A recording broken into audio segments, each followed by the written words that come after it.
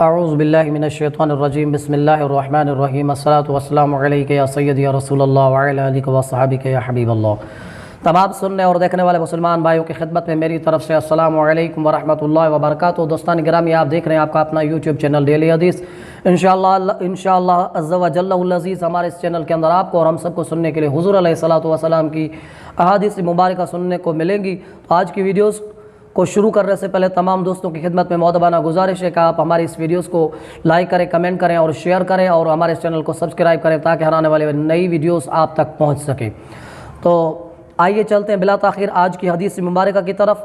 حضور علیہ الصلوۃ والسلام کی بارگاہ اقدس کے اندر ایک شخص آیا، اس نے آ کر کہا السلام علیکم، تو آپ صلی اللہ تعالیٰ علیہ وآلہ وسلم نے اس کے سلام کا جواب دیا اور وہ شخص بیٹھ گیا۔ حضور نے فرمایا اس کے لیے 10 نیکیاں ہیں۔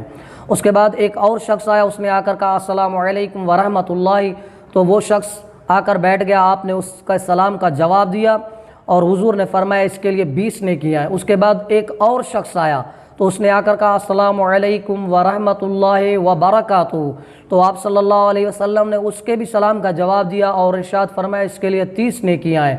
اس کے بعد حضرت معاذ بن انس رضی اللہ تعالی عنہ اس میں اضافہ کرتے ہوئے حضور علیہ الصلوۃ والسلام سے روایت کرتے ہیں کہ اس کے بعد ایک اور شخص آیا، اس نے آ کر کہا السلام علیکم ورحمۃ اللہ وبرکاتہ ومغفرۃ، تو حضور علیہ الصلوۃ والسلام نے ارشاد فرمایا اس کے لیے 40 نیکیاں ہیں۔ تو دوستان گرامی، اسلام کے اندر سلام کہنے سے انسان کو نیکیاں ملتی ہیں اور اس کے سلام کا جو جواب دیتا ہے اس کو بھی نیکیاں ملتی ہیں۔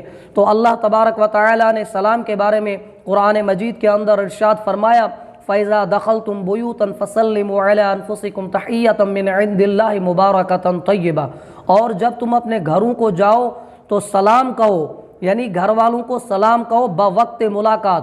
اللہ تبارک و تعالیٰ کے نزدیک یہ بہترین دعا ہے، یعنی ایک مسلمان دوسرے مسلمان سے جب بھی مشابہت کرے یعنی اسے سلام کہے تو اللہ تبارک و تعالیٰ ہمیں اس سلام کرنے کے عوض میں نیکیاں عطا فرماتا ہے۔ تو اللہ تبارک و تعالیٰ کی دربار کے اندر دعا ہے کہ اللہ تبارک و تعالیٰ آپ کو اور ہم سب کو اس احادیث مبارکہ پر عمل کرنے کی توفیق عطا فرمائے۔